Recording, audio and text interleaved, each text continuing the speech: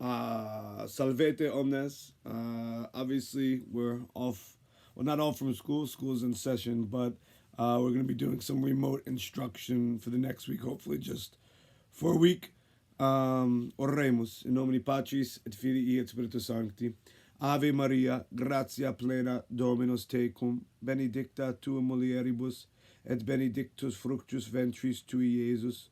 Sancta Maria, Mater Dei, ora pro nobis peccatoribus, nunc et in hora mortis nostrae. Amen. In nomine Patris et Filii et Spiritus Sancti. Blessed William Joseph Chaminade, ora pro nobis.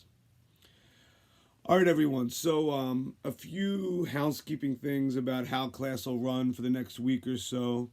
Obviously, I'm going to be posting some videos, lectures. We'll go through the text that we're translating. I'll give grammatical notes just like I do in class. I'll explain things as we do in class. I'll give some English language, cultural lectures, and whatnot. One thing that I am going to ask you all to do is keep your eye open for any assignments that I send you. Also, keep your eyes open and be present in the update section of the Schoology class. It's basically like a big, long group chat, and you can text, which is going to be very helpful. So I'm going to be present there every first period. The time we normally meet for first period, chronologically, I'll be there.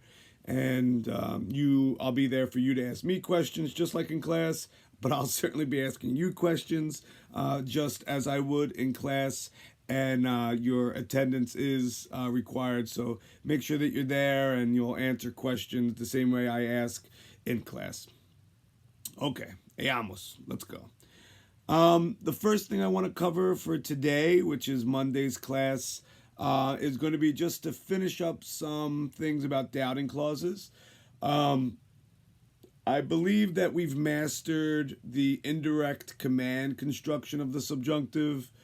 So if you look at your notes, we've certainly gone over that. Remember, there are certain verbs that are like trigger verbs for indirect command.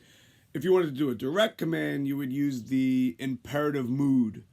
But if you do an indirect command, just like if you do an indirect question, it's going to be the subjunctive mood. One thing that's nice is now the ut and the ne are going to be back to ut being positive, ne being negative. Remember to take special note about when they're reversed, which is fearing clauses, which is something that we did in the last chapter, the last testing unit.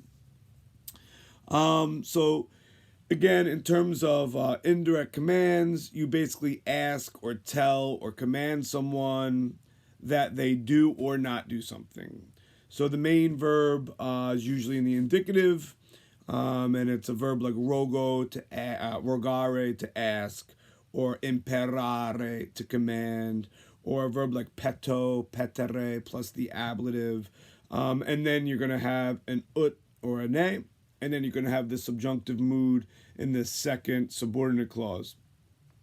And remember, the ut means you want them to do that, and the ne means you don't want them to do it. Remember also, in terms of particular details, that the person and number of the subjunctive verb is going to match whatever the object is of the main. So, for instance, we know impero takes the dative.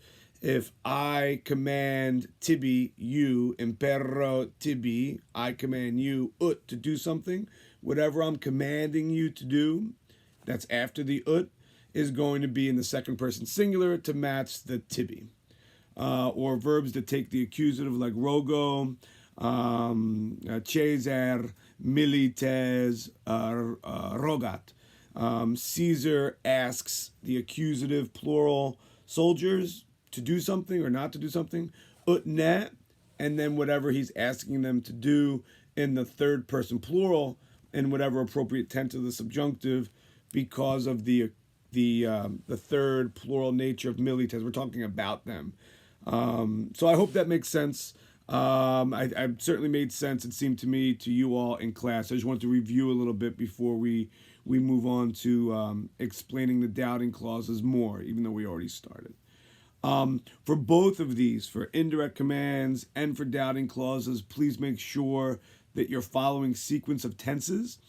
There was a chart that we did a couple chapters ago. Remember, there's primary sequence and secondary sequence, which is dictated by the main verb. So if the main verb is present, future, or future perfect, that's primary tense. And that means that the subordinate subjunctive can only be present tense subjunctive or the perfect subjunctive. And then a whole nother sequence of tenses is going to be called secondary, which you already know. And that would be any type of past, per se. So imperfect, perfect, pluperfect in the main verb. The subjunctive subordinate clause can only be in the imperfect if it's at the same time as the main verb, or the pluperfect if it happens to be before the main verb. So just keep that in the back of your mind. I know you already know that, but I think the more you hear it, the more it'll get seared into your brain. I also want you to be mindful of the fact that, and we pointed this out, that the perfect tense, while it is a secondary tense in the main verb, when it's in the subjunctive, it's a primary tense. So it's weird, but you just have to keep it in mind. All right, let's talk about doubting clauses. Doubting clauses is very simple. Normally, the main verb is going to be dubito, dubitare. It's a boring first conjugation verb. You doubt or you don't doubt that something subjunctively is happening or did happen.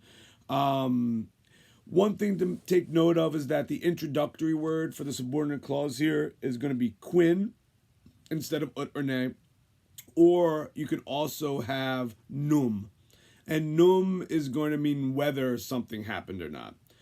So if we look at our notes, you can pause me here and take a moment to open up the notes that we were working on, the ones that are labeled indirect command and doubting clauses. We've already done the first half or first 3/4 or so. I just want to be really clear about what's going on here. So hopefully you have your notes out now and you've restarted the video. So if you look here at the, I think it's the 6th slide, we say that it's most often introduced by dubito. Again, this is not an exhaustive list. There are other words that could mean to doubt or to not have clarity. I've seen this type of clause be introduced by something like non est claro, it is not clear, quin, that something happened. So you have to think about what the verb means.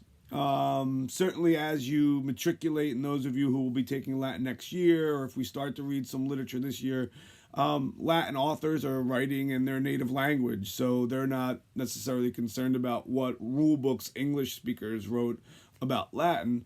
So we wrote, or people way smarter than I have written, grammar books for, thousands of years in Latin. And they're basically deciphering what they read in Latin to produce rules for non-Latin speakers. So just keep that in mind, that it doesn't have to be dubito. Certainly for our purposes, on quizzes and tests, it's almost always going to be dubito. But it doesn't have to be for those of you who are going to matriculate further in Latin and hopefully take some Latin in college or at least next year. So again, 2 different introductory words after the dubito, which is the verb. Quin, which is going to be I doubt that, quin, something might subjunctively happen, or dubito or non dubito, num, whether something happened or not. In many ways, this construction is going to remind you a bit of indirect question. So let's look at some examples here. So the first one we have here, it says, non dubito quin Troia a Grecis deleta sit. So you see the non dubito. That's obviously going to be your introductory word. You should have radar going off when you're reading this, on the next test we take on this, or the next quiz we take on this. You see dubito, you say, he's looking for an indirect, a doubting clause. Not an indirect anything, a doubting clause. So non dubito, that's your introductory. I do not doubt, right? You have the non negative. I do not doubt quin, that some subjunctive thing happened. And if you look closely, your subjunctive verb here is going to be deleta sit, which if we were to parse, you see it's third, it's singular, it's perfect, it's passive, and it's subjunctive.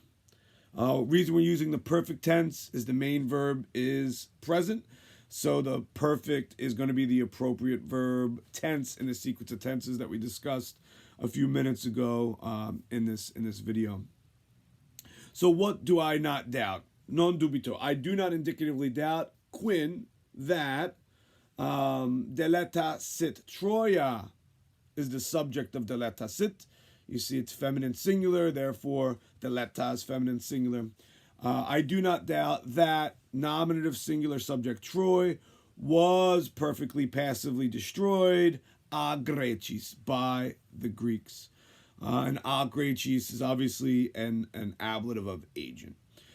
So a nice clean translation of non dubito quin Troia agrechis deleta sit would be very simply, I do not indicatively doubt, quin, that nominative subject Troy was perfectly passively subjunctively destroyed by the ablative of agent Greeks.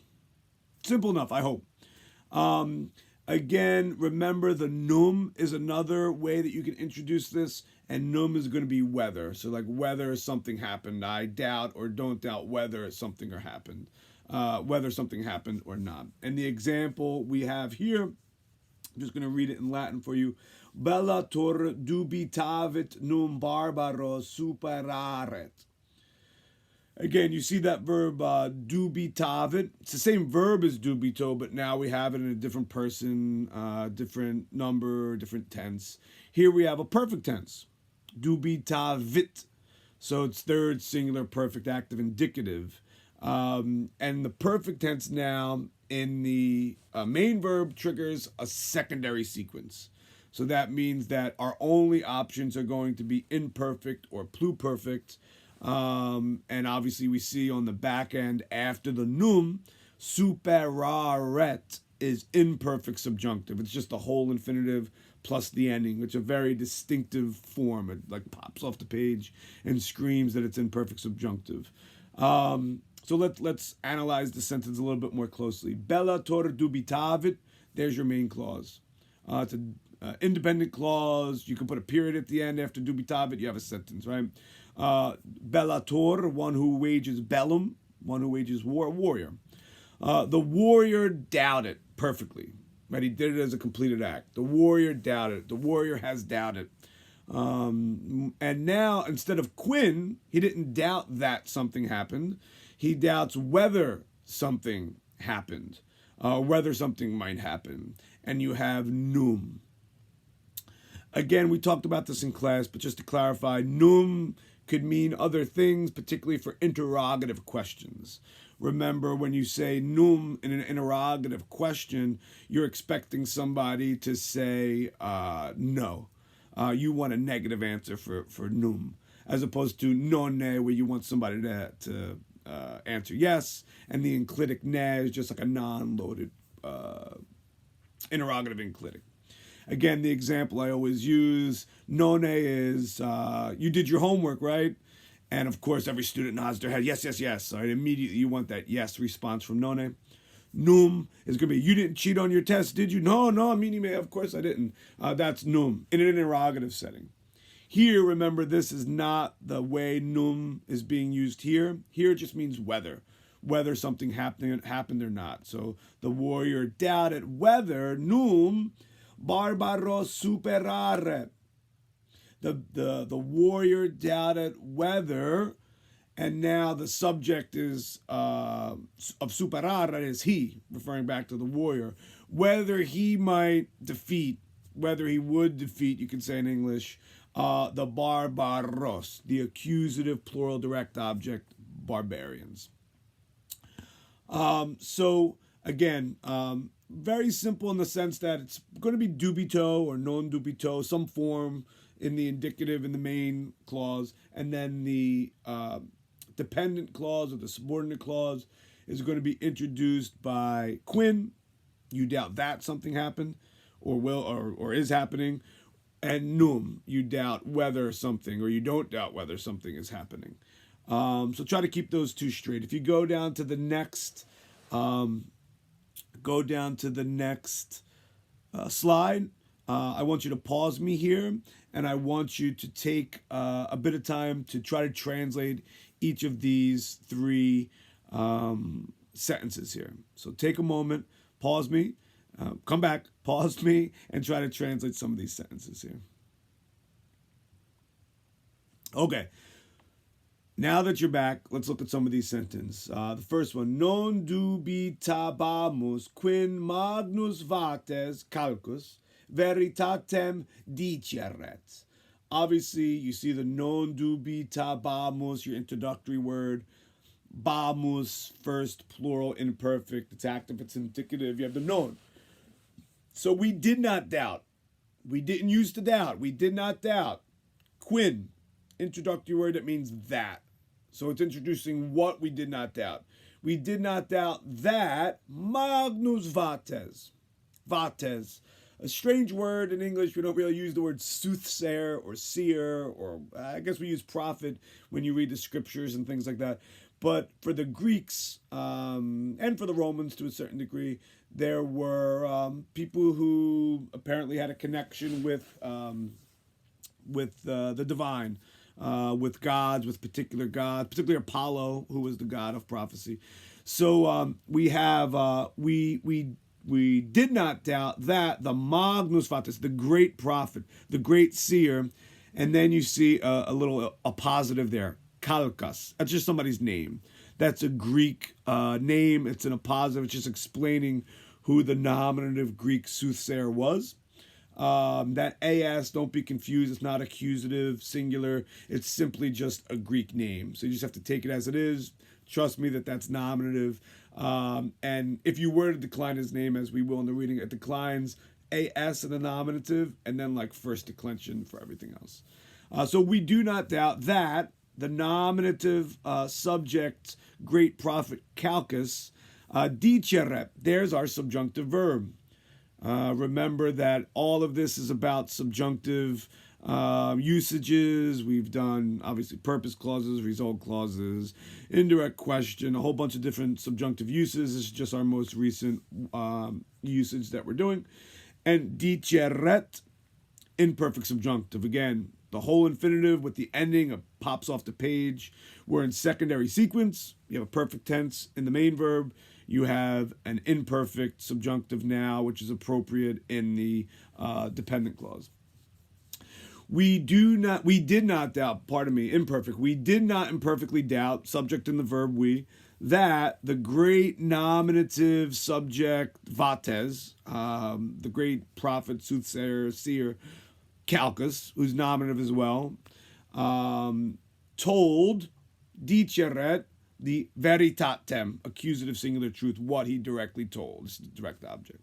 So the first sentence should be translated as, we did not doubt that, Quinn, the nominative great prophet Calchas told the truth. And remember, Calchas shows up in this whole Trojan War cycle over and over. He's the one that says, oh, you have to, Agamemnon's offended Artemis or Diana. He has to sacrifice his own daughter, Iphigenia. He's going to be the one that says, when they get to Troy, the pestilence that's befalling the Greek camp, he has to give back Chryseis, who is the daughter of Chryses, who's a concubine that he's taken from some victory. And now we're going to see in our story, we'll translate in a little bit, he's the one that says, if we're ever going to win this war, we need Neoptolemus, who is Achilles' son. We need the Palladium, which is a very famous statue of Athena that's within the walls of Troy. And we also need the bow of Hercules or Heracles, which is with a fella named Philoctetes that the Greeks had abandoned on their way to Troy. We'll get into the backstory. I'll do a whole English language cultural thing with that. Okay, on to the next sentence. Back to the grammar. Omnes dubita verunt num. Now again, obviously these notes are about indirect, about doubting clauses. So you can see the dubita verunt, you should be triggered. Oh, okay, it's a doubting clause. And now we have num as opposed to quin. You know, quin means that something, they doubt or don't doubt that something happened. And num is going to be they doubt or didn't doubt whether something would happen. Here we have omnes dubitaverunt, omnes being the subject. It's called a substantive, right? It's just an adjective by itself. Dubitaverunt, perfect tense. And then this is obviously in secondary sequence, right? Because it's perfect in the main verb. Everyone doubted. That's what the main clause in the indicative means. Omnes dubitaverunt, the nominative plural, everyone, all the accusative plural, masculine and feminine people. Dubitaverunt, perfectly doubted. Num, whether something was the case. Again, different than quin in terms of how you translate in English.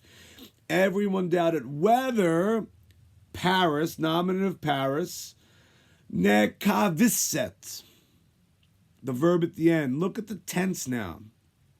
Nekavisset. If you inspect that, we are in secondary sequence, but that is not an imperfect subjunctive. That's a pluperfect subjunctive. Still built on an infinitive, but not the present active infinitive like we see in the first example. That's the imperfect subjunctive. This is the pluperfect subjunctive. Still built on an infinitive, but the infinitive happens to be the perfect active infinitive plus the ending. And that makes the pluperfect subjunctive. Just like the imperfect subjunctive is the present active infinitive with an ending. So this means that they doubted in the past whether something had happened even before they're doubting in the past. They're doubting whether something happened further in the past than when they doubted in the past. So if we go back to the sentence here, omnes dubitaverunt, everyone doubted whether nominative Paris had killed. Remember, it's before. They're doubting in the past, but they're doubting whether the killing happened even before they doubted. Right? So they're doubting after the killing. The killing is further in the past because it's pluperfect. Everyone doubted whether nominative Paris had killed Achillem, accusative, direct object Achilles. Sine es preposition, non sine es preposition. Sine is a preposition. Very simple, just a prepositional phrase. Sine takes the ablative. Sine auxilio, without the ablative help. Apollonis, of Apollo. Apollonis. So if you look at this whole sentence, everyone doubted whether Paris had killed, pluperfect subjunctive, had killed Achilles without the help of Apollo. And we all know why they would have doubted this. Paris was a pretty boy. Paris was a lover, not a fighter.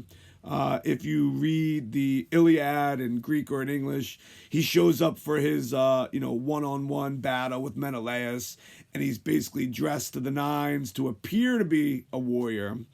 He has some sort of animal skin, but he's obviously not a fighter. I mean, that's the whole point, is that he's molis, as we saw. He's soft. He's molis. Molis atque pulcher. Soft and beautiful is Paris. He might steal your girlfriend, but he's not going to beat you in a fight. As opposed to his brother Hector, who was a great warrior, was the hope of the Trojans, and ends up, as we know, killed by Achilles and body desecrated and all this. But number two makes sense why people would doubt this. Achilles is the fiercest warrior of the Greeks. Some would say the best warrior.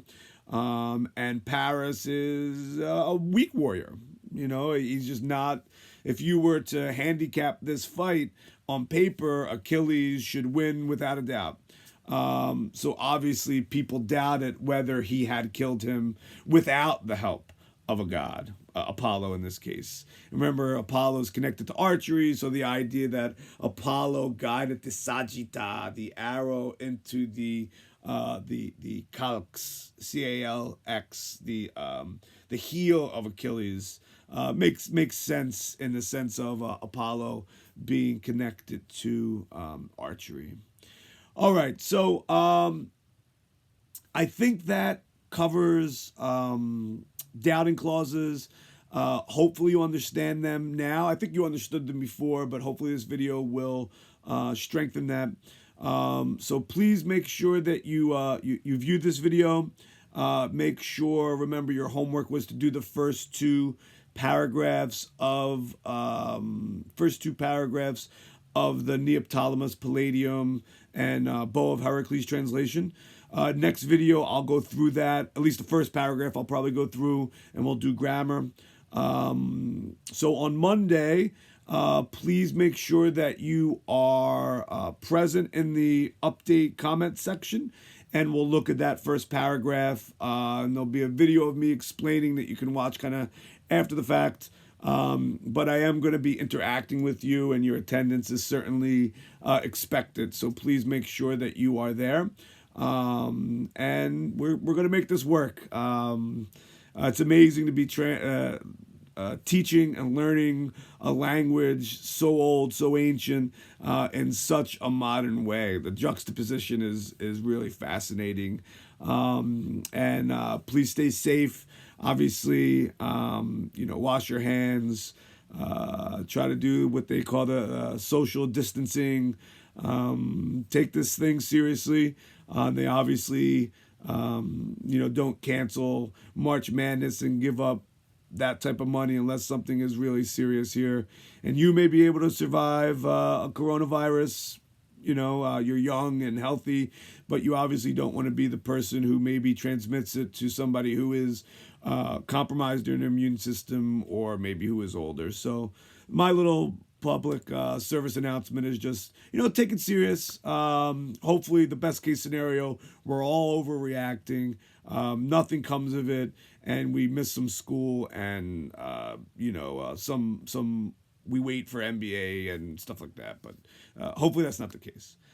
Be well, valete, omnes, and I'll see you for the next video, which is tomorrow. Thank you. Bye.